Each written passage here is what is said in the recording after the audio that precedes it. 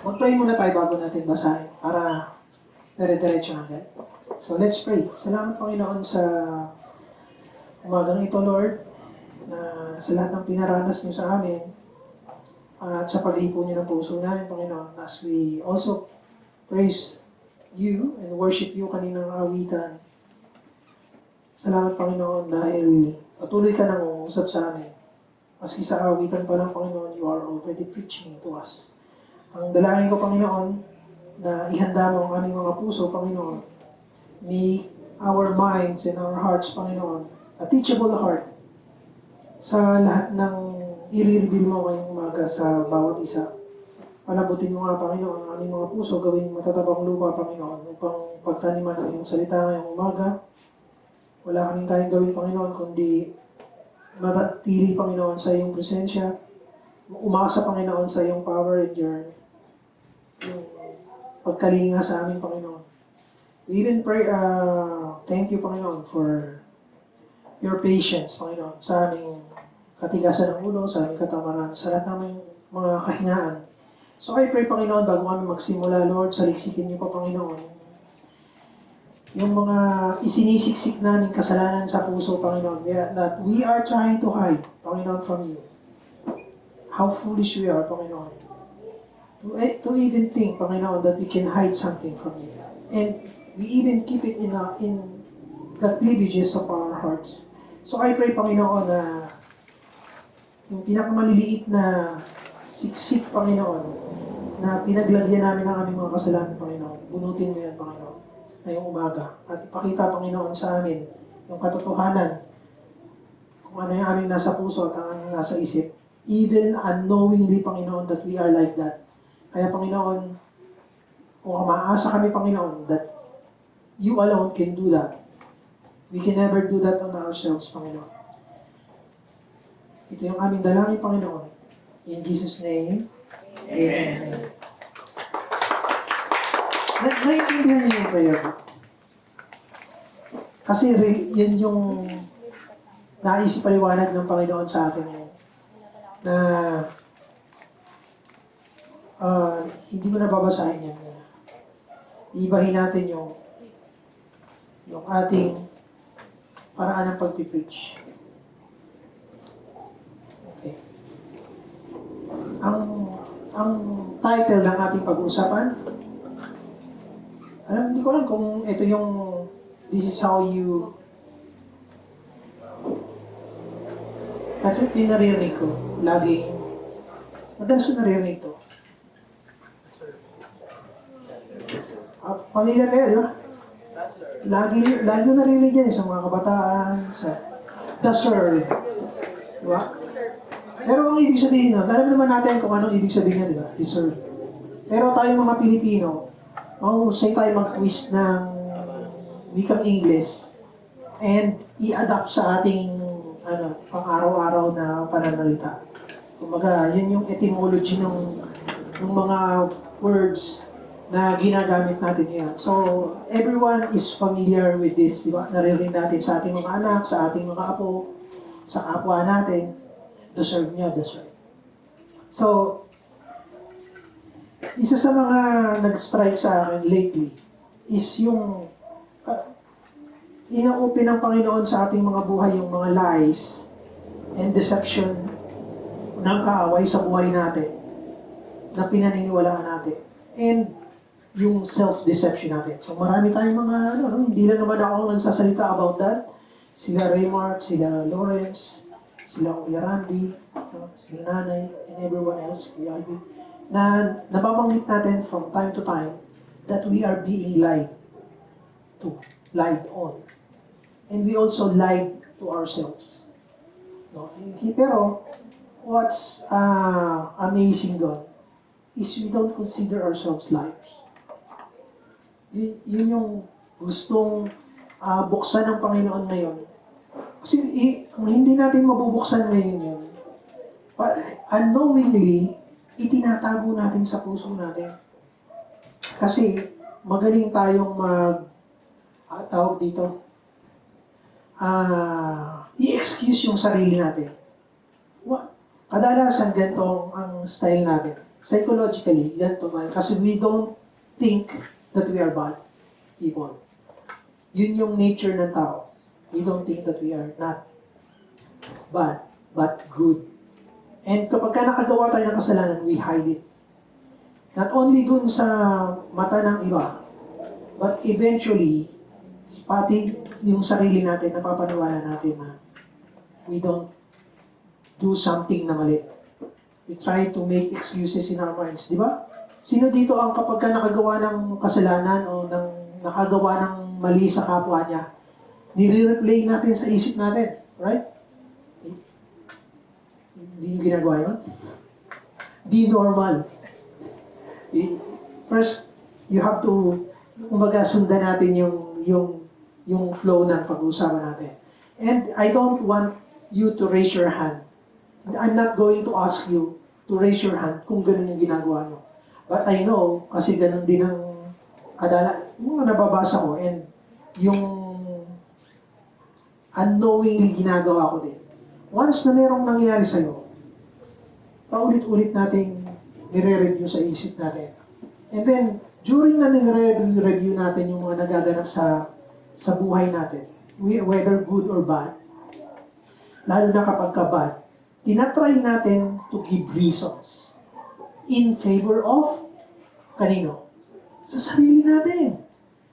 So that's why we're trying to cover up doon sa mga mali natin, and then we unknowingly is doing what we are doing right, really, is self-deception. We are deceiving ourselves. So, meron akong dalawang pag-uusapan ngayon. Sir. Ang isang question kung bakit ko pinag-aralan ito is because tinext ko sa sarili yun. So, katulad ng sinabi ko before sa inyo, para matandaan natin yung mga bagay-bagay na nagre-rema sa atin, i-text mo sarili mo. So, that way, matatandaan mo kasi hindi naman perfect yung mind natin. Tulad nung nakaraang nag-preach si Kuya Randy. Meron akong sasabihin, supposed to be. Dati sinusulat ko sa, dati sinusulat ko yun. Pero tinamad ako. Tapos instead na i-text ko rin yung sarili ko, sabi ko, hindi, matatandaan ko yan. Kasi related. Sabi ko, related yung pinag-aaralan ko doon sa napasadahan niya na. But then, nireview ko yung mga dati kong na-preach. Na-preach ko na rin yung sa Ecclesiastes. Kasi, like, kung favorite mo si Romans, ako sa Old Testament ako may mga favorites. Like, yung Proverbs, Ecclesiastes, not so much of songs. Pero yung Ecclesiastes, naging favorite ko kasi ewan ko ba, mahirap kasi intindihin. So, nati-challenge ako to understand. Dati hindi ko naiintindihan. Yung grinders, ano pinag-uusapan ni Solomon dito? Bakit? Naku-curious ako na ano yung pinagsasabi ni Solomon about grinders. Sabi ko. And then, dumating din yung point na baka kasi yung nire-reference ko, hindi nyo naiintindihan. Ito yung topic ni... I'm 54 years young. So, depende sa tingin natin. Pero, ito ang katotohanan yan. That we are all youth. Walang, kumbaga, i-take advantage natin yung... Kasi matanda man tayo o bata, hindi mo pa nakikilala ang Panginoon. You're starting. You're just starting to, if you heard the gospel when you were 51 years old, then you're still young in spirit. Diba? So, itong sa Ecclesiastes, applicable sa lahat pa rin. Hindi pwedeng sabihin ng nagbabasa dyan na, para lang sa mga kabataan. No.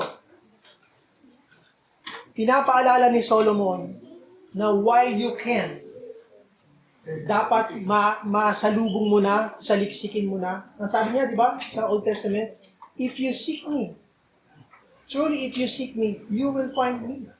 So, there is no excuse sa sangkatauhan to say na hindi nakarating sa kanila yung gospel.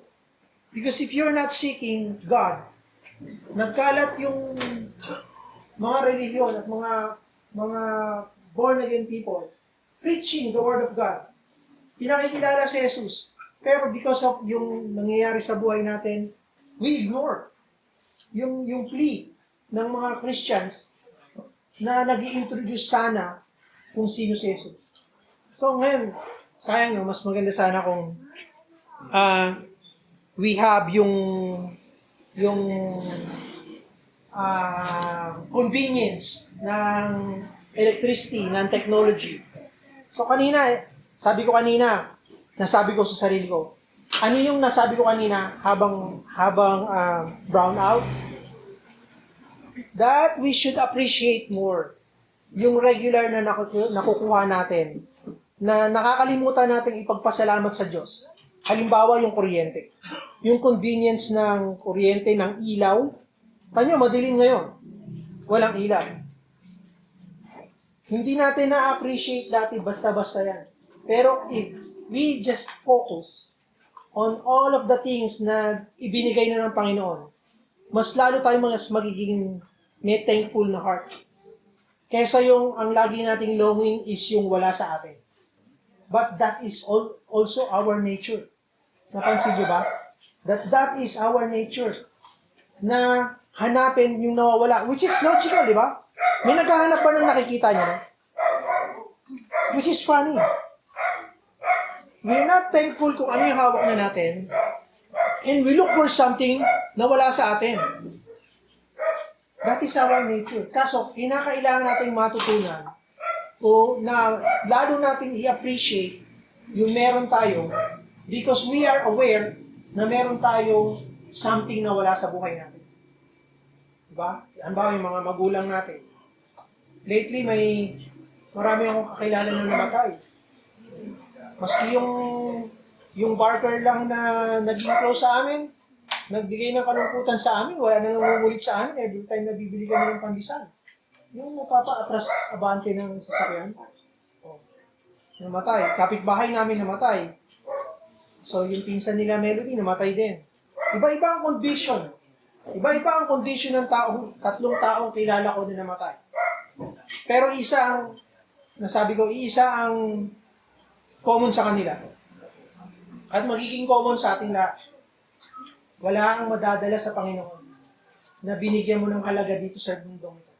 Isang palaboy, syempre walang dadalhin yun, kundi yung soul lang niya. Isang may kaya, yung kapitbahay namin, he has everything he needs. Pero hindi mo kayang dalhin sa kabilang buhay. Yung pizza nila Melody, ganun din.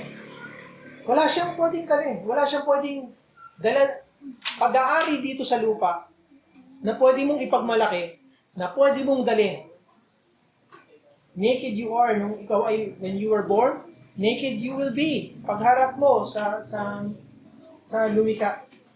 So, what I'm asking you right now is to pay attention to yourself kung ito ay ginagawa.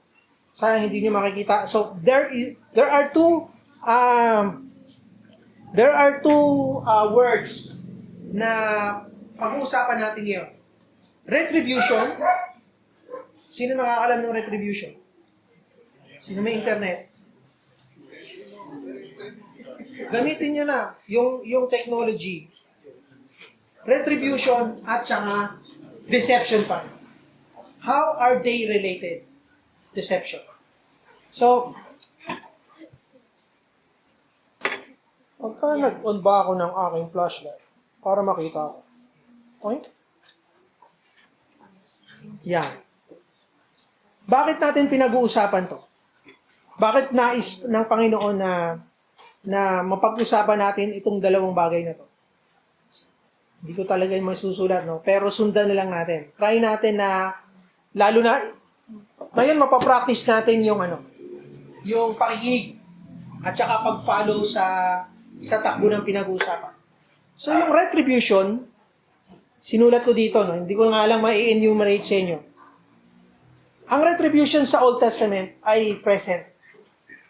Ang sa Tagalog, ang tawag dito ay paghihiganti. Yes? Gets? So in other words sa English, vengeance. Pero merong ibig sabihin ito sa ating mga Pilipino na hindi, alam niyo yung mga words ng Tagalog na mahirap i-English? Bibigyan ko kayo ng isa. Ano yung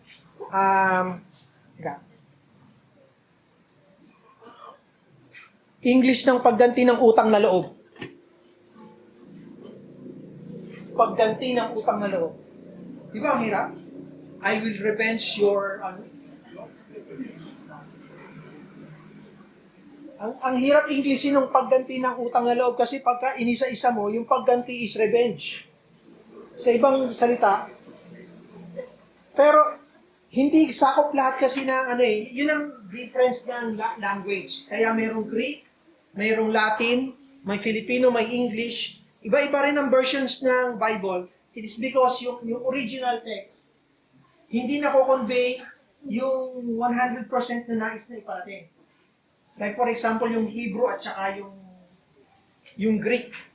Yung salita nun, Aramaic. Aramaic. Yung salita ng panahon ni Jesus. Pero, Greek ang ginamit. Because it's more perfect in conveying yung nais sabihin. So, isang example ng pagkakaiba ng mga translations is yung Filipino, Tagalog, into English, na nanggaling sa yung salita sa Latin at saka sa Greek. Halimbawa nga, tayong mga Pilipino, meron tinatawag na pagganti ng utang na loob. Usually, hindi yun pagganti ng utang na loob, negative, kundi positive, di ba? Kasi yun ang yung pagsukli sa mabuting ginawa sa'yo. Pero kapag ka in-English mo, napakahirap sapagkat yung pagganti is revenge. Di ba? Or retaliation.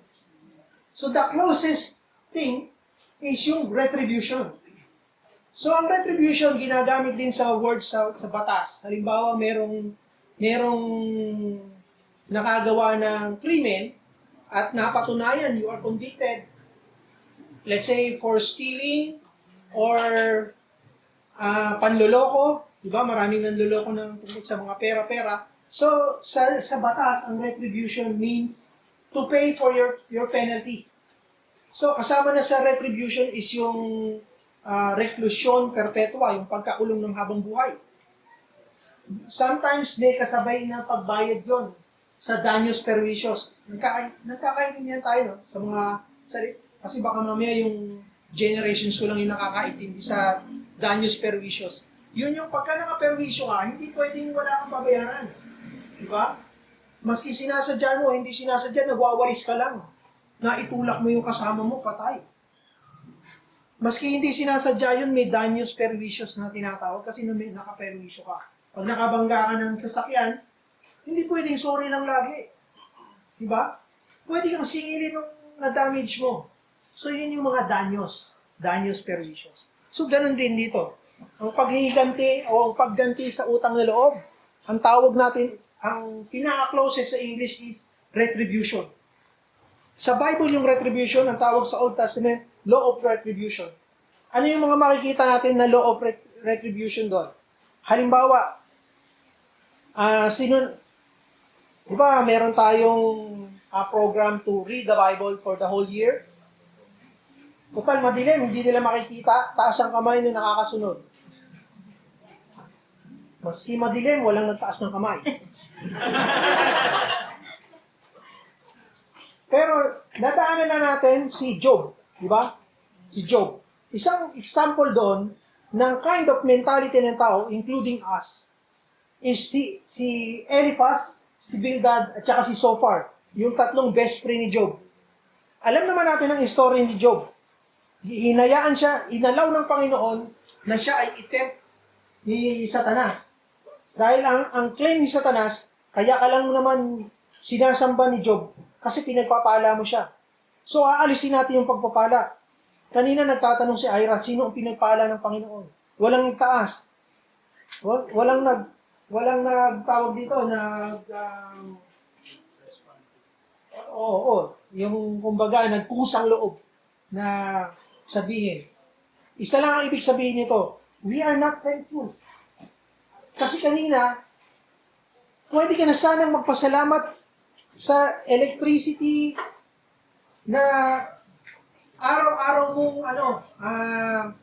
tinatamasa. Blessing ng Panginoon yun.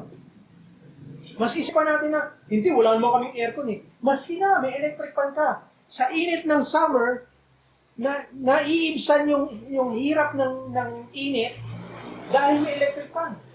Nakakapagluto tayo. Diba? So, napakaraming pwede natin ipagpasalamat kanina. Pero, ang ibig sabihin lang, wala doon yung mind natin. Hindi nakaset sa lahat ng mga bagay na pinagpapala sa atin ng Panginoon. Nung sinashower na kabutihan ng Panginoon sa atin. All we are thinking kapag sinabing pagpapala at grasya ng Panginoon, yung salvation natin. Now, I will ask you, deserve, yung title ng ating pinag-uusapan, deserve mo ba ang salvation na binigay sa inyo ng Panginoon? Deserve? I-examine natin yung sarili natin. Kasi ang generations ngayon are so privileged na born yung word na deserve is because yun ang nasa isip lagi ng mga generations ngayon. You deserve to go to other countries, to go to the beach, lahat ng kasiyahan sa buhay. Deserve mo yan. Bakit? Kasi nagpupunyagi ka sa pagtatrabaho. So, merong mga wishful sayers doon sa mga nagbe-birthday or yung napopromote. Deserve mo yan. For doing the hard work. Well, in reality, nobody deserves anything. Lahat, pagpapala lang ng Panginoon. Ako, naisip ko before, mahilig kasi ako magtanong sa Panginoon. Ewan ko naamana ko yata kay David, na kung papansinin niyo si King David, ano siya, yung madalas siyang naglalamit, yung nagre-reklamo o nalulungkot, nagpo-pour out ng heart niya sa Panginoon. Yun si David. Maybe that is the reason why tinawag siya ng Panginoon na one that is after my own heart, sabi ng Panginoon sa kanya. Kasi lagi siya nakikipag-usap. Lagi siyang honest sa kanyang mga comments sa mga nasa surroundings niya at sa kanyang sarili. Diba? Take not thy Holy Spirit from me. Nasabi niya yun, wag ibalik mo sa akin yung dating ako. Sabi niya. And take not thy Holy Spirit from me. Wag mo raw bawiin yung Holy Spirit, yung Espiritu na ibinigay mo sa akin. Sapagkat he is honest na nagkasala siya. He is honest to himself. So, kinakailangan natin mailagay yung ating sarili sa ganong situation sapagkat all of us, or most of us, ay parang si Eliphaz, si Bildad, at saka si Zophar. Ano yung mga sinabi ni Bildad, Eliphaz at Zophar kay Job? Para mas madali na lang maintindihan. I-quote ko na lang. Ang sabi ni Eliphaz, you are not innocent, Job. Kaya ka pinapahirapan ng Diyos ngayon ay sapagkat mayroon kang itinatagong kasalanan. Yung mga kasalanan mo, inabutan ka na. Kabayaran ng mga kasalanan mo yan at maaaring ng mga anak mo. Kaya kinuha sila. So, nagkaroon ng argument na naman, sinabi na naman ni Job, no, hindi ako nagkamali. I demand yung makipag-usap sa aking maker na tatanungin ko siya, sasagutin niya ako. Diba? Doon tuloy nagkasala si Job. Para sa akin, kasalanan yon for challenging God. Anong pagkakasala ni Job? Hindi niya naiintindihan ang purpose ng Panginoon kung bakit inalaw ng Panginoon na siya ay subukin ng kaaway. Hindi niya alam yung reason. Tayo ganun din. Hindi natin alam perfectly yung mga reason kung bakit minsan tayo ay sinusubok ng Panginoon. Ang alam lang natin, kapag tayo ay binigyan ng pagpapala ng Panginoon, we deserve it. Yun ang feeling natin. Kaya nga tinatanong ko ang lahat niya kanina, ang salvation mo ba deserve mo? Wala kang ginawa para ma-deserve mo yun. Saliksikin mo yung sarili mo. Read the Bible from start to finish. Kaya nga may program tayo to read the Bible in 1 year para makilala natin yung ating sarili. That is not an accomplishment na pwede natin ipagmayabang. Kinakailangan mo talagang gawin yan as a Christian. Kasi pinag-aaralan mo yung mismong salita ng Diyos. Diba? If you are spending most of your time sa Netflix, and then hindi ka nakakasunod doon sa pagbabasa ng Bible, hindi mo na magagawang mapasa ang Bible from cover to cover. If you haven't done that, if you are a Christian for already 5 years or more, at hindi mo pa nababasa ang Bible from cover to cover, it's a shame on you. Di ba? Sasabihin mo, Kristiyano ka, mas magaling pa yung ibang mga detractors ng Panginoon sa'yo dahil mas kabisado pa nila yung Bible kumpara sa'yo. Why? Because you think na nung naintindihan mo yung salvation, that salvation is from the grace of God and you can do nothing to pay for your sins. Sinabi nang nag-share sa'yo, no, you have just to accept Jesus Christ as your Lord and Savior. Ligtas ka na. Na shortcut. Repentance is a lifetime. Ang sabi doon, repent. Sino na una? Si Jesus o si John the Baptist? Sino unang nag-preach? Si John the Baptist. Before nagkaroon ng ministry si Jesus Christ, hinayaan muna ng Father God na maunang lumakad sa Israel si John the Baptist. At ang pinipreach niya, repentance. Repentance. Kinakailangan natin mag-repent, magsisi. At ang pagsisisi, hindi lang one time. Kung mapapansin nyo, hindi lang one time. It's a lifetime. So, paano ka magkakaroon ng repentant heart if you don't read kung ano yung sinasabi ng Panginoon sa ating buhay? Diba? We don't stop. We shouldn't stop. Kung malaman natin na ligtas na tayo, dapat nanganganak yung lahat ng katanungan natin sa Panginoon. Kasi, out of our curiosity sa buhay na Diyos, katiting pa lang yung nalalaman natin. And then you are already satisfied. Bakit? Kasi nga, wala kang dapat gawin eh. Gusto mo libre. Libre nga. Pero not repentance. Repentance is our burden. Repentance ay laging sinasabi sa Bible. Hindi sinabi na one time, big time lang ang repentance. Kasi nga, sabi ni Paul, di ba? Patuloy tayong nagkakasala. Yung nais kong gawin, sabi ni Paul, hindi ko magawa. Yung nais kong gawin. Pinut ng Panginoon sa hearts natin yung kanyang salita. Pero hindi natin kayang sundin lahat-lahat. So, we have a problem. Meron tayong dilema. Unang-una, hindi natin kilala yung sarili natin. So, ngayon ipapakilala ng Panginoon, nais ipakilala ng Panginoon kung ano ka ngayon is what kind of mentality you have pagdating sa paghuhusga ng kapwa natin. Sino rito ang hindi naghuhusga ng kapwa natin? If we heard bad news sa mga kakilala natin, anong nagra-run kagad sa isip natin? Kasi ganyan siya, ganyan. Diba?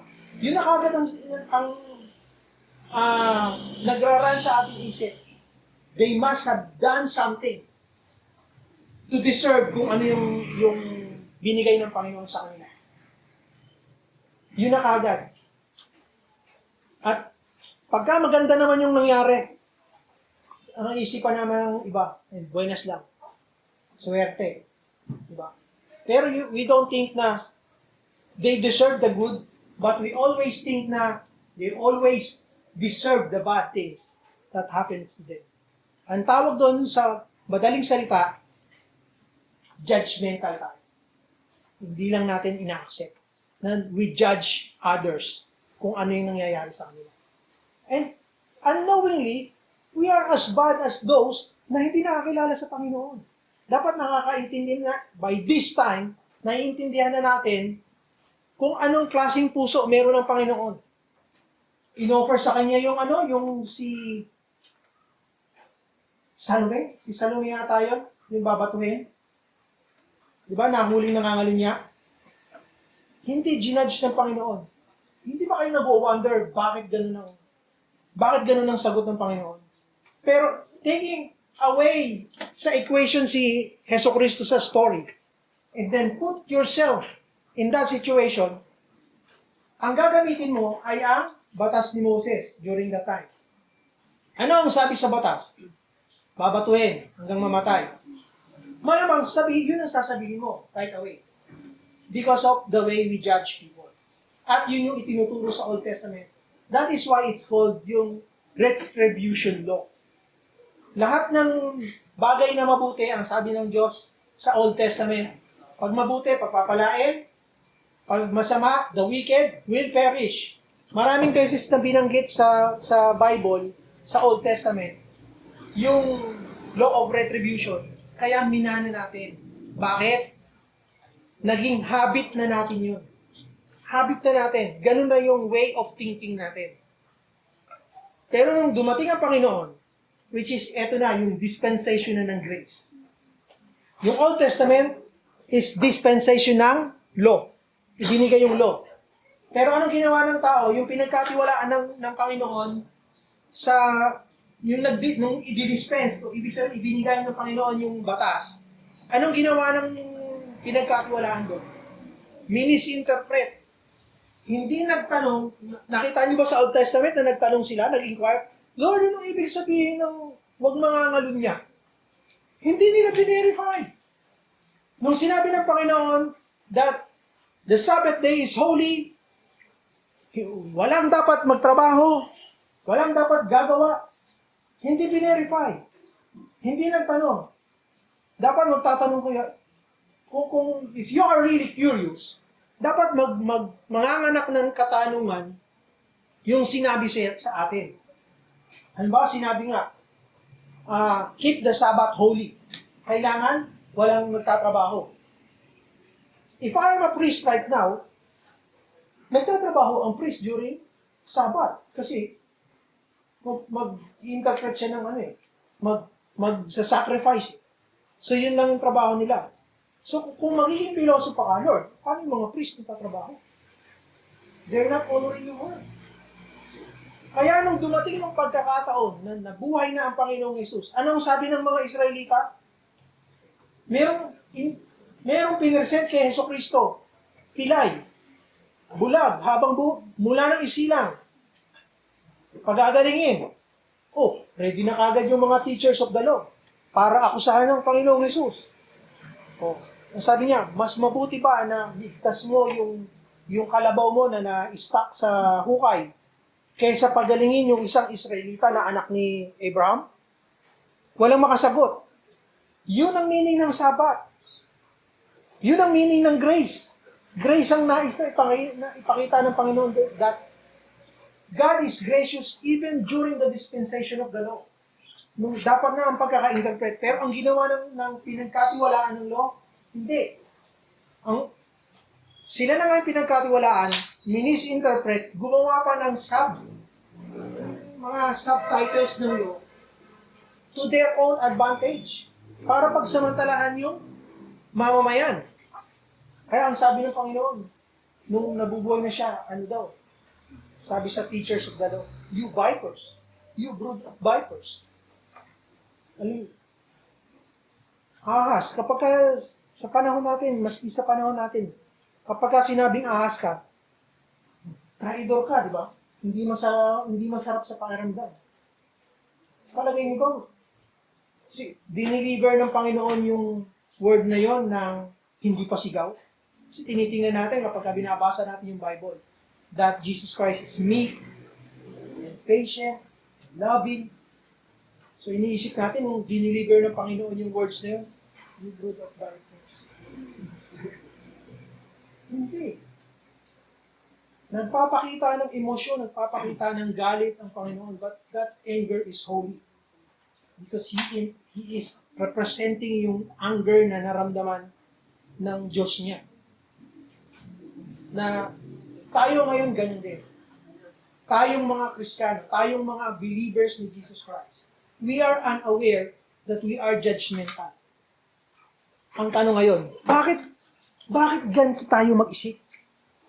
Bakit? Alam niyo, everyone is aware doon sa, lahat ay aware sa story ni Eve, di ba? Sa Genesis 3, the fall of man. Di ba? So para maintindihan natin na bakit ganun tayo mag-isip, is because nung tinempt ng kaaway, si Eve, meron tayong mga pwedeng ma-enumerate na pwede nating ma-observe na related on how, kung paano wired yung ating thinking. Mahanap yan. I-examine natin on how lalong tayong mga Pilipino kung paano tayo mag-isip. Ano sa Tagalog yung deceive? Any word na common na pwede nating isipin. What deceive is. Alam natin, di ba? Naloko, di ba? Alin lang. Yan. Parang sa eskwelahan lang. Yung nabudol. Yan. Di ba yan ang ginagamit natin ngayon? Nabudol. Naloko. Kapag ka nabudol ka, naloko ka, sa ating kultura, yan pala yung dapat. Sa ating kultura, you are already considered na innocent. Victim. Biktima ka agad. Yun ang agad yung natin, biktima. Kapag ka biktima ka, wala kang pananagutan, and dahil nabudol ka nga, you are deceived, you are tricked, niloko ka. Clever yung kausap mo. Diba? Wala kang pananagutan, wala ka rin kasalanan. Kasi nga, nabudol ka. Yun ang common thinking. Yes or no? Sino mga naloko na rito? Di ba yun ang feeling natin agad? Na tayo ay not guilty, we are innocent, wala tayong magagawa, we have no choice. Kaya nabudol tayo. Tingnan natin yung number one na nabudol sa sangkatauhan. Si Eva. Anong sabi ng kaaway sa kanya? Ang tanong, totoo ba? Totoo ba na kapag kinain mo yung puno sa gitna ng Eden, ikaw ay mamamatay? Ang sagot ni Eva, ano? Ay, oo! Maski hawakan, patay ka. Number one, tanong ko, is she unaware doon sa utos ng Diyos? Aware, di ba? Meron siyang understanding. Dinagdagan pa nga niya yung utos. Sabi, huwag kumain. So, ibig sabihin, pwede kang kumuha, paglaruan mo. Pero may susubo. Pag sinupo mo, huwag mong nguyain. Pero imposible na yun. Masarap pala. Lulunukin mo. Diba? So, ang utos, huwag kakanin. Huwag mong kainin. So, kung nagagandahan ka, di kunin mo, lagay mo sa plato, i-display mo sa bahay niyo. Dinisplay ko lang, Lord. Hindi ko kinain. Pero ang sabi niya, maski hawakan. Wag. Ang ibig sabihin, ganito ang ginagawa rin natin. Ganito ang ginawa ng mga Israelita nung binigay ang 10 utos sa kanila. Ininterpret nila and dinagdagan pa nila.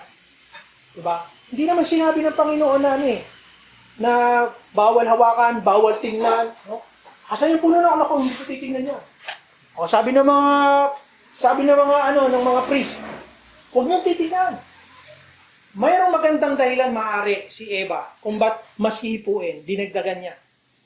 To prevent themselves, si Adan at saka siya, para wag matempt na kainin on their own. Kaya, over time, dinagdagan nila. Bawal kainin, para ma-prevent tayo na kainin, wag din nating hipuin. Kung hindi pa dumating yung kaaway si Satanas noon, dadagdagan nila yon. Wag mo ring titignan. kundi kasalanan na rin yun. Pero hindi sinabi ng Panginoon yun. Nakita niyo yung progression ng thinking natin na hindi natin tinanong sa Panginoon. Diba? Ang sabi mo, mamatay ka. Paano kamatayan ba, Lord? Dapat naging curious man lang yung dalawa. Paano kamatayan ba? Hindi natin alam kasi sila yung unang mga tao eh. Paano ba mamatay nga pala, Panginoon? Ganito yan. Hindi, never sila nagtanong. Tayo, binigyan tayo ng 10 utos. Out of curiosity, were you also curious kung ano yung nasasaad doon? Apparently, hindi kayo curious dahil ayaw niyong basahin yung Bible within the year. We should give an effort. Wala tayong excuse para sabihin na wala tayong time. Paano kung sabihin ng Panginoon na, sige, i-stop ko yung time sa'yo. I-stop ko. Dahil yun ang kiniklaim mo eh. Wala kang time, tatanggalan kita ng time. You will be very, very busy. Pero hindi mo may enjoy yung pinagkabisihan mo. Anong silbi ngayon nun? What's the purpose? Ang sasabihin ni Solomon sa'yo, a striving after the wind. Diba? A striving after the wind. Ano pa ang sabi ni, ano pa ang naganap doon sa fall of man? Ang nais nating makita dito, that Eve knows the command. She is aware. Ngayon, nung in-offer sa kanya, ay, hindi ka mamamatay. So, half-truth. Hindi ka mamamatay. Oh God, sabi ng away. Hindi ka mamamatay. Oh God. Hindi ka mamamatay. Bukas lang. So, bukas pa, hindi ngayon. Diba? Hindi niya sinasabi yung tunay na situation. So, half-truth. So, it's a lie kasi half-truth. Diba? Hindi totally. Mabubuksan na ngayong mata. You will know good and evil, just like God. Yung phrase na just like God, yun yung nakapag-come on kay Eva eh. Just like Him. Magiging katulad ko. Siyempre nakikita niya, physically, spiritually, ang Panginoon, He is powerful. Sabi tuloy sa loob-loob ni Eva, ayos to. Kapag kinain ko, magiging ganun ako. Sabi ng yes, knowing good and evil. Pero, hindi niya tinong, if I know good and evil, ano pa ang other benefits niya? Hindi na siya curious dahil nakafocus na kagad siya sa self-edification, sa benefits na kagad. Nakikita niyo na ba yung sarili niyo natin? Doon sa mentality ni Eva, whether you are a man or a woman, hindi ito tungkol sa gender. Ito ay tungkol sa naturalesa ng tao. Diba? For my benefit. So in general, anong nangyari doon? She is coerced para kainin yon. Sinabi ba na, nilinaw ba ng kaaway na kainin mo yan and you are defying Him? God. Kapag sinabi niya yon, hindi gagawin niya iba. Kaya ang sinabi niya, if you eat that fruit, which is also meaning you are disobeying God. I-rephrase ko para mas madali natin maintindihan. If you disobey God, you will be like Him. I-disobey mo ang Diyos? Di ba hindi? You will be like Him. Kasi meron na kagad negative word. Disobedience. Kaya ang ginamit ng kaaway, kapag kinain mo yan, you will be like Him, knowing good and evil. So magbe-benefit pala ako. So hindi niya sinabi doon na disobeying, you will sin. Kasi yun na kagad, no. I will not defy my God. Ikaw na lang kumain kung gusto mo. Panonoorin ka namin. Diba? So hindi yun ang ginawa niya. Gusto kong tanungin natin ang ating mga sarili ngayon, kung naisip ba natin to.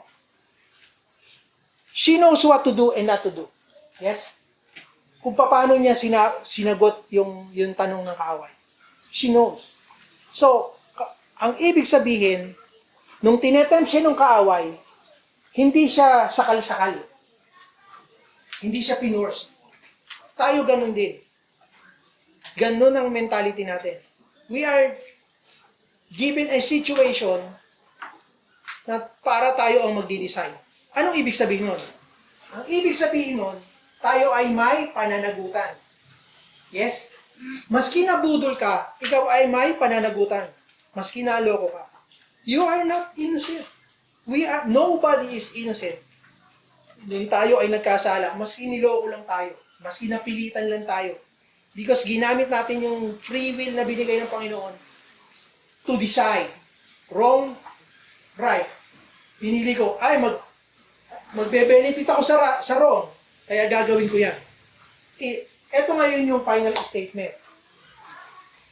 She wasn't forced. But the devil made her do and believe that she is choosing the right thing for her. That she is choosing the right thing. Pinipili niya yung makakabuti sa kanya. Every time na nagkakasala tayo, pinipili natin yung makakabuti sa atin. Unknowingly. That's why, maski nabudol ka lang into doing something na naloko ka sa pera, kadalasan yun ang nasa isip natin, you're not innocent. Halimbawa, inutusan ni Randy si Romeo magbayad sa bangko. Along the way, nabudol si Romeo. Okay? Nabudol. Kinuha yung pera, hindi na i-deposito sa bangko. Ibig sabihin, yung inutusan niya ay may pananagutan doon sa pera. Hindi pwedeng sabihin na hindi ko babayaran yan kasi inutusan mo lang ako. At saka naloko nga ako eh. Nabudol ako eh. Kumanta eh. Hindi ko na alam. Ang ganda ng pagkakakanta niya tsaka sayaw.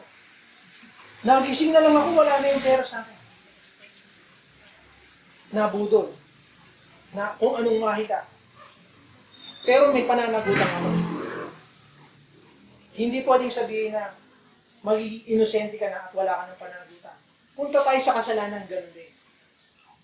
Maski kung paano in-offer ng kaaway sa atin yung paggawa ng kasalanan, naloko ka para gawin yun. Ikaw pa rin ang nag-decide. Because you are aware na kasalanan yun. Inutos nga ng Diyos sa atin. So, yung sa moment na gumagawa ka ng hindi maganda, ipag-pray natin na dadating yung time na maaalala ko yung mga salita ng Panginoon sa akin. Yung mga sinalita. Sino magpapaalala sa atin nun? Sino nangako na magpapaalala? Ang nagpapaalala sa atin nun, sabi sa Bible, yung Holy Spirit. Paano nagpapaalala ng Holy Spirit? Hindi ka nagbabasa ng Bible. Kasi paulit-ulit ako. Iilan lang yung favorite verses mo sa Bible. Isa pa, lagi kang hindi aware na ikaw ay selyado ng banal na Espiritu. If you're not aware, nakasama mo siya. It's different when you are aware and you are not aware. Pag sinasadya mong kalimutan siya at hindi in the habit of knowing na everywhere I go, kasama ko ang banal na Espiritu, lalo kang mas madaling i-tempt ng kaaway. Kasi hindi mo kinukonsulta yung selyo mo. Kapag kinukonsulta mo, Lord, titingnan ko ba to o hindi? Huwag mong tingnan yan, Rodel, ba't 3 seconds violation ka na? Matetres ka sa basketball, di ba? Nangingitlog ka sa painted area. 3 ang tawag doon. Lahat naman tayo in reference sa Bible, sa basketball, alam natin yun. 3 seconds. O di ka na agad, may violation. So, ganun din tayo. During the time na namimili tayo, gagawin ba natin o hindi natin gagawin? We are fully aware kung ano ang dapat gawin. Hindi we always choose what we want to choose, not what we should. Magkaiba yung should, ibig sabihin yung what we should choose is yung tama. But what we want to choose is yung nais ng katawan natin. That would benefit us. Laging ganun yung yung tendency natin. Doon lagi tayo sa tendency that what benefits us. Ano yung pinaka-komportable? Yun na, komportable na ako dyan. Kaya nasasabi ng marami, na ano ako, pinanganak akong ganito, mamamatay na rin ako sa ganitong paniniwala. Talagang siya na mismo nagbigay ng verdict sa kanya. Pinanganak akong ganitong reliyon, mamamatay ako ng ganitong reliyon. Pero pagharap sa judgment seat ng Panginoon, didn't you hear yung mga panawagan ng mga pinadala ko sa iyo? Sino-sino? Sabi sa Revelation hindi ko alam kung sa 20. Basta sa Revelation sabi, books will be opened. And then there's another book. Books will be opened. Maraming books. But there's another book. One lang. The book of life. Ang pag hindi natatagpuan yung pangalan mo dito sa book of life, then yung pangalan mo nandoon sa other books, which is napakarami daw. O nandoon nakalista, iniimbita ka ni Sister Divine, iniimbita ka ni Raymar, iniimbita ka na ganito, na umattend, sumama sa Bible study, sumama sa youth live, i-offer yung time mo to serve Him. What did you do? I was busy. And I'm not interested. Ang kukornin nyo. Hindi ako sasama sa iyo. Diba? So, do that. Isa pa, katulad ng brownout. Ma-appreciate mo yung salvation mo ngayon. Knowing na you don't deserve it. Mas ma-appreciate mo kaysa sabihin mo sa sarili mo na deserve ko to kasi nakakasundo ko sa Panginoon ngayon. Pero before you were even on that situation, hindi ka nakakasunod before. And then ngayon, alam mo na yung salvation, hindi ka pa rin 100% na nakakasunod. Kasi inutusan ka ng Panginoon na magbasa ng Bible. Ang ibig kong sabihin, lalong-lalo na doon sa mga preachers, hindi ka dapat maging satisfied that you are called a pastor. Double time, triple time na dapat ka mag-aral. Hindi pwedeng hindi. Diba? Tinawag ka na para maging pastor ngayon. Dati nag-aaral ka ng Bible. You are curious. All the more.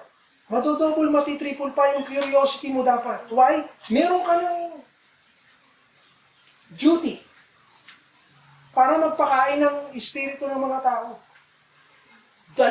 Double na yung expectations ng Panginoon sa'yo. So, this is not the time to relax. This is the time na dapat na maintindihan lalo natin yung ating mga kahinaan. Hindi, sinasabi ko naman, buti na lang, Pastor Dave, hindi ako pastor. Hindi ka rin excuse. Si Eva, hindi naman, pastor Pero pinagkatiwala sa atin yung salita ng Diyos. Amen? Pinagkatiwala ba sa inyo o hindi? Pinagkatiwala sa atin whether you are a pastor or not. Tayo na yung mga bagong Israelites. Tayo na yung pinagkakatiwalaan ng salita ng Diyos ngayon. Tayo yung sinasabihan na share the word. So kung paano mo naintindihan yung word at may mali doon, yun ang isi-share mo mali. I-interpret mo mali. Meron kang duty to study and further study para hindi mali yung sasabihin mo, yung isi-share mo. Walang exemption dito sa atin. We are not exempted dahil hindi naman ako tumatayo. Hindi naman ako manggagawa. Kaya nga ako umiiwas Tapos ngayon, bibigyan mo ako ng hindi ako ang nagbibigay sa inyo ng duty na yan. Nung sinabi ng Panginoon na magsishare tayong lahat, sinabi niya, mga pastor lang ang magsishare ng gospel. Sinabi ba ng Panginoon yan? Ituro niyo sa akin para maging excuse ko din. Kasi gusto ko rin umayaw, pero hindi dapat. Diba? Merong nature sa atin na nais umayaw. Gustong i-excuse yung sarili natin sa gawain ng Panginoon. But we shouldn't, kasi natutuwa ako dahil first time na magpakanta ni Maverick din, ba?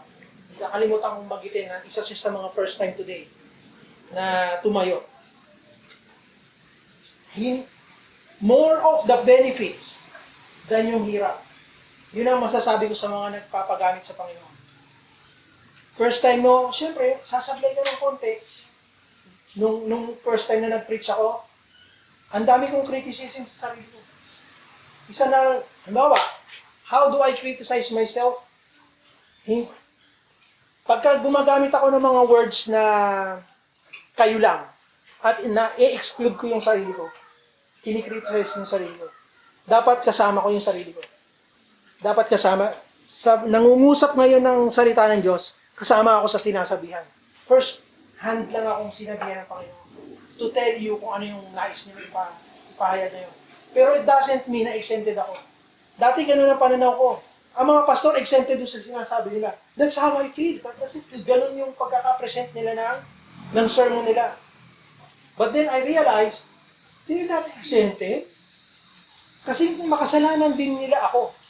Tsaka silang mga pastors. So, dapat hindi nila ina-exclude yung sarili nila. Pero, katulad din ng, tingnan nyo, exempted ba sa batas ng Diyos ang mga Israelita, tsaka yung mga priest, mga Levites, at tsaka yung Pharisees? They're not exempted. Even mga teachers of the law sila. They're not exempted. Ang totoo, mas liable pa sila sa Panginoon for knowing more about the law of God. So, yun ang situation natin yun. Tayong mga Kristiyano. I'm sorry to tell you, kung tinatanggap niyo yun bilang bad news o good news. But I'm telling you, it's good news. Kasi tayo yung pinagkatiwalaan. Ibig sabihin, kapag ka pinagkatiwalaan ka ng Panginoon, meron kang kakayanan para maintindihan, pag-aralan, at i-share yun. Amen? Meron kang kakayanan. Hindi mo pwedeng sabihin sa akin, which is, hindi naman ako nagbibigay ng utos sa ating lahat, na hindi mo kaya, just like Moses when he said, bumalik ka sa Israel. Ito ang ipahayag mo. Nag-stutter ako, Lord. Hindi ako very good in speaking. Inutusan niya kita eh. Sino may gawa ng bibig? Ang sabi ng Panginoon. O pues, bibigyan kita ng alalay, yung kapatid mo, yung kuya mo, magiging alalay mo. Siya ang tagapagsalita mo. You will be like God to him. I will tell you what to say, you tell him what to say. O tayo ganun din. Bibigyan tayo ng paraan ng Panginoon. Pero if you don't welcome kung ano yung dapat gawin, matutulad din tayo dito. That yung pananaw natin sa retribution, ang pananaw natin sa deception, hindi magbabago. That we are innocent. Nakakagawa lang tayo ng kasalanan because we are tricked by the enemy to do that. Kinakancel na kagad natin yung pananagutan sa atin, lalo tayong mga Kristiyano. I'm innocent. Bakit? How do you interpreted nung sinabi ni Paul na ang kanyang ginagawa, yung gusto niyang gawin, hindi niya magawa? Isn't that an excuse? I pray na hindi natin ginagawang excuse. Kasi maraming Kristiyano ko kilala. Ginawa ng excuse. And they live doon sa buhay na pinaniwala nila yung sarili nila na nakakagawa pa rin sila ng kasalanan sapagkat nature ang nagtutulak sa kanila. So they are using the very word of God para magkasala sa Panginoon.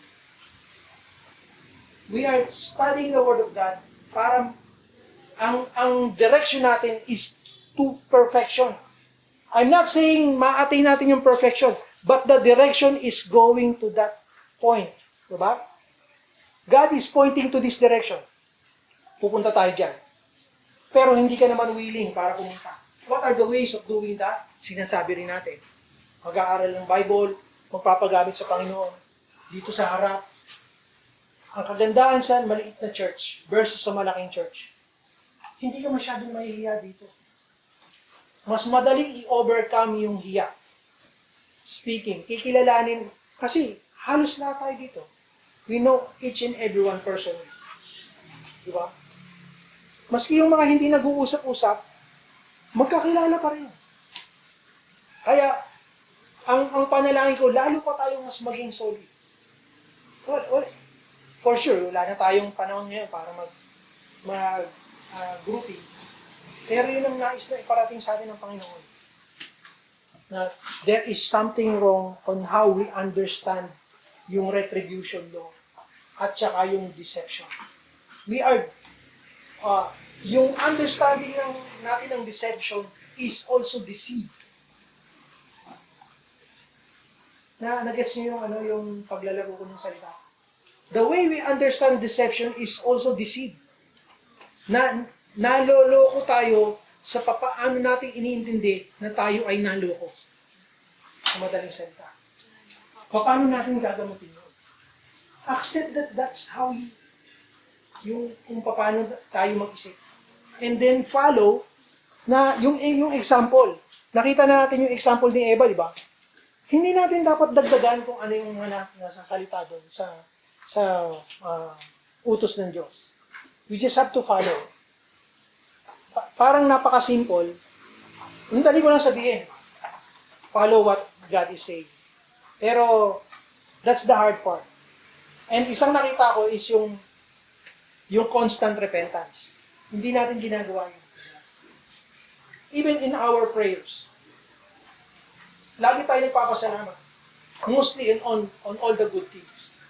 Pero ngayon, pinalasap sa atin ng Panginoon.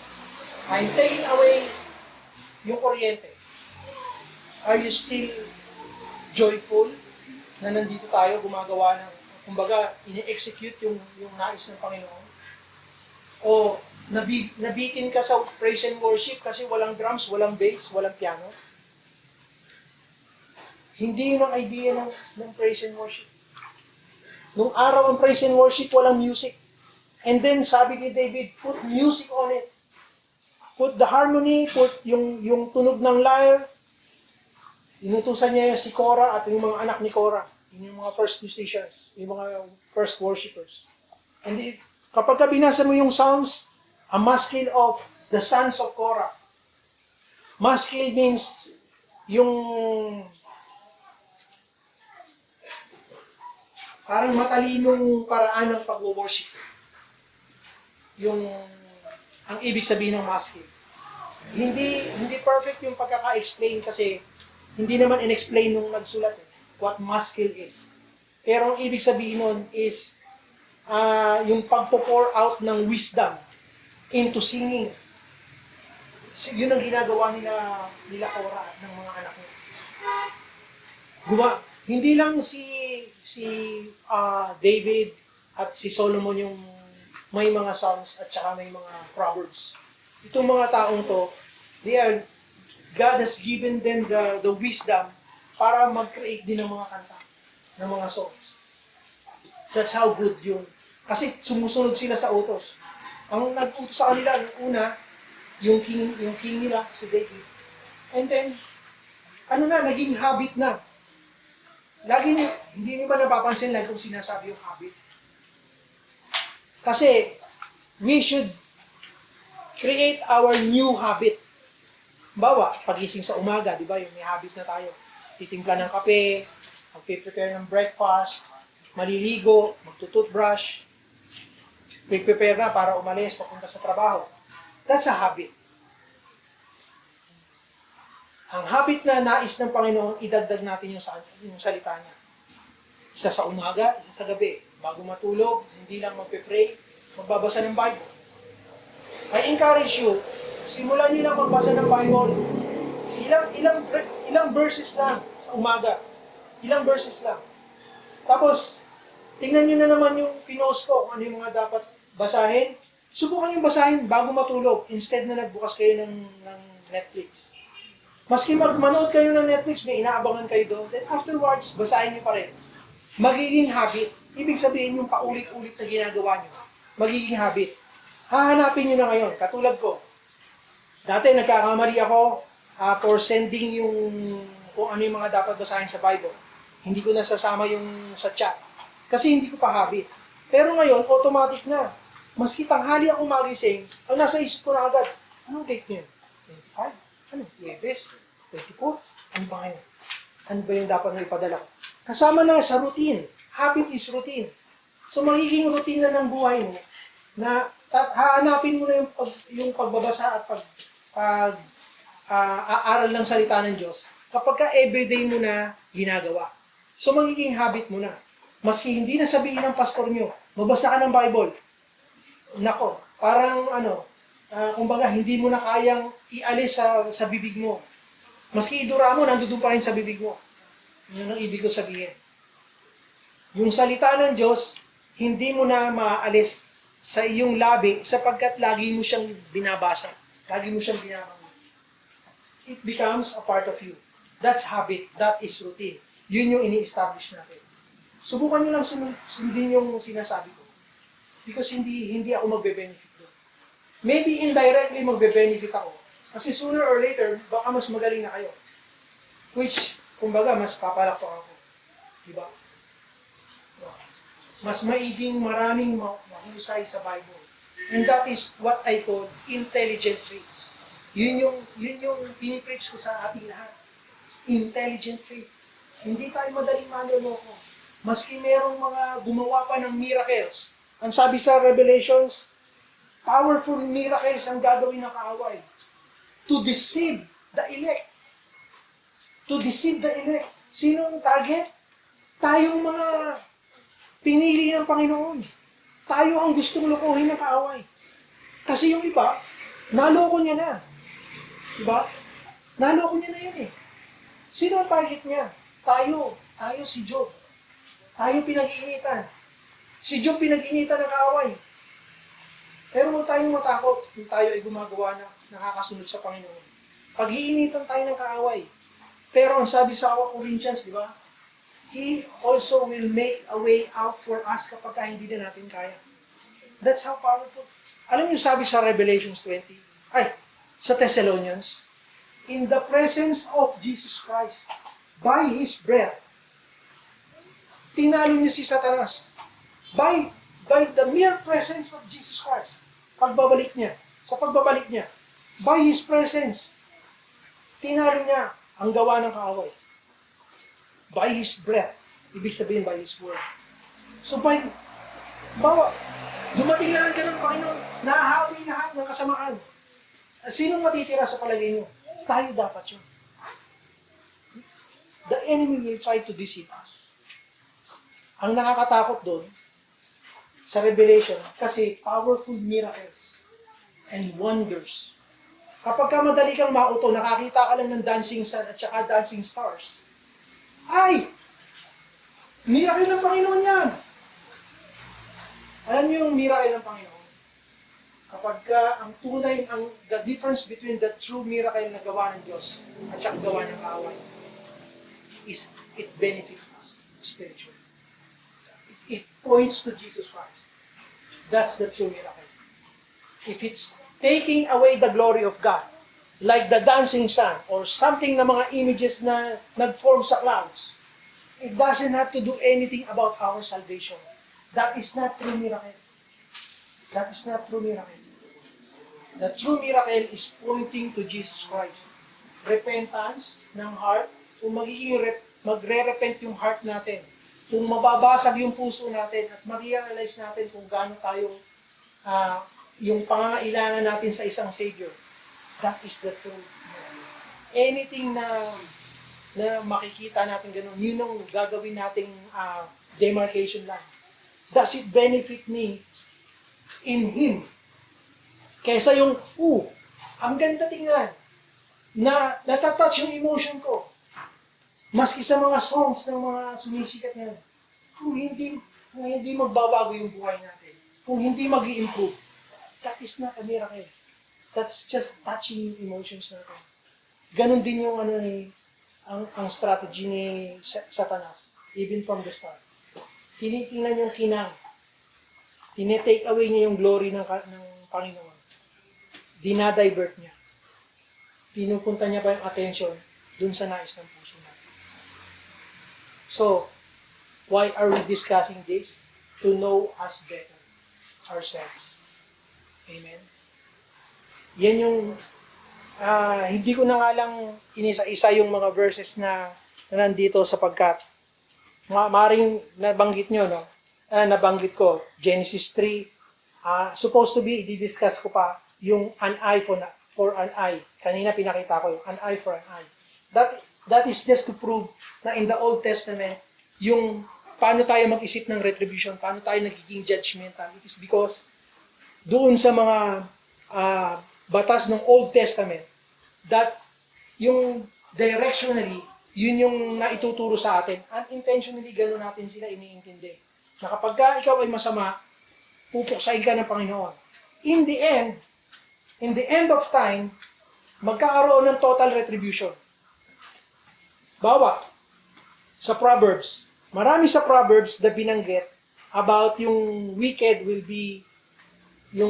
waste, yung good, merong pagkain sa stomach, at yung mga wicked magugutom daw. Is that true? That is not totally true. Remember, yung Proverbs is not a general rule.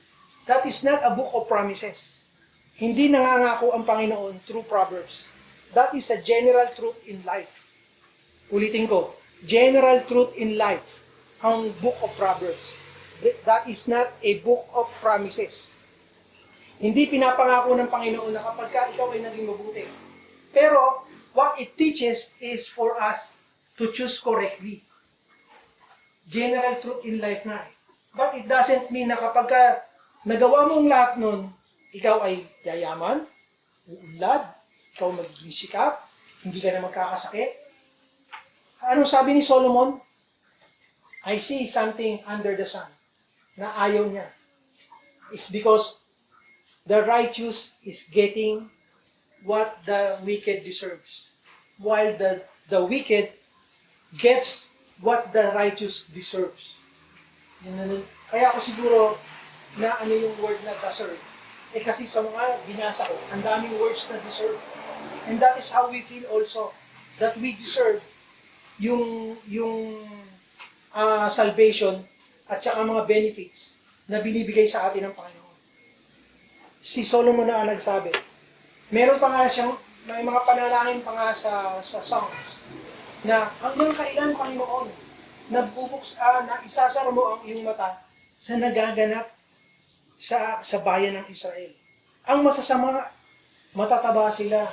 They are yung kumbaga na nagpa-prosper yung mga masasama. Samantalang pinipersecute yung mga mabubuti. So that means what is said on the Proverbs is a general rule in life. It teaches how to choose what is right. Okay? General truth yun. Pero yung retribution ng Panginoon will happen in the end of time. Yun yung final retribution ng lahat ng masama at saka ng mabuti. Pero right now, yun ang itinuturo sa atin ng Proverbs. To choose what is right. To be righteous is to choose yung way of life. Yung ating the final outcome, kasi may benefit pa rin yung pag-choose ng right. Maski hindi bigay sa iyo ng Panginoon yung lahat ng sa palagay mo na deserve mo. In the end, kapag kakapiling na natin ng Panginoon, what else can you ask? Wala na, di ba? So yun yung itinuturo sa atin ng Panginoon. How we look at retribution and how we look at deception.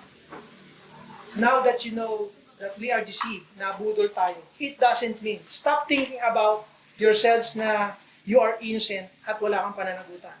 Kapag ka nagkasala ka, mas inabudol ka lang, ikaw ay may pananagutan. Ikaw ay may kasalanan. And you need your Savior. Amen? Amen. So, 12:00 na. Wala pa rin kuryente, pero we are thankful, di ba? So let us pray. Salamat, Panginoon, sa oras na to. It doesn't stop us, Panginoon. In praising you, wala kaming kuryente. We can't see, Panginoon, kung ano yung dapat na, yung nawala yung convenience, Panginoon, ng monitor. Pero binigyan mo kami, binuksan mo ang aming tainga, Panginoon. Binuksan mo ang aming mga mata. We are still dry under the roof of this house, your house, Panginoon. So many things to be thankful for. At ngayon, Panginoon, sa iyong salita, Lord, this is what I pray. I pray, Panginoon, na patuloy kang magrema. Saliksikin mo muli, Panginoon, yung mga itinatago naming kasalanan. Unknowingly, Panginoon. Knowingly and unknowingly. Thank you, Panginoon, that you, even we don't deserve, Panginoon, yung mga benefits na nakuha namin from the cross. Dahil sa iyong kabutihan, dahil sa iyong grasya lamang, Panginoon, that we are here right now. Maaring nung unang panahon, Panginoon, pinagdadamot namin yung oras namin. Panginoon, thank you for beginning to change and mold our hearts, Panginoon, ayon sa nais mong maging shape ng heart namin, Panginoon. And even all the vacuums, Panginoon, na gusto namin, Panginoon, i-keep for ourselves. I pray, Panginoon, dadating yung panahon. And now is, Panginoon, na i-fill up mo yung mga voids ng hearts namin, Panginoon. Forgive our sins, Lord, again. As we thank you, as we lift your name sa aming kalagitnaan. In the mighty name of Jesus, your Son, our Savior.